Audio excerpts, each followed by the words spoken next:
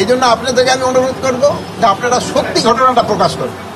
এখানে সত্যি ঘটনা প্রকাশ করলে জনগণেও উপকৃত হয়, দেশের আইন শৃঙ্খলা পরিস্থিতি উন্নতি হয়। মিডিয়া সত্য প্রচার করার জন্যই কিন্তু এই পর্যন্ত আগায় গেছে। আমি সবসময় বলি আপনারা সত্য প্রচার করাই, কিন্তু আমাদের বাইরের মিডিয়াগুলি আছে, যে বিদেশি মিডিয়াগুলি কিন্তু তাদের টোন কিন্তু আস্তে আস্তে ডাউন হয়ে যাচ্ছে। তারা কিন্তু এখন আর আগের মতো সরব হইতে পারে না, যেহেতু আপনারা সত্য ঘটনা প্রচার করেন জন্য। আল্লাহ দিলে কোনো ধরনের কোনো শঙ্কা নাই, কোনো ধরনের শঙ্কা নাই। আপনারা যেইভাবে সাহায্য এবং সহযোগিতা করে যাচ্ছেন, কোনো ধরনের কোনো শঙ্কা হবে না। সেনাবাহিনী যে বাহিনী যে জড়িত থাকবে কাউকেই ছাড় দেওয়া হবে না, সবারই আইনের আওতায় নিয়ে আসা হবে।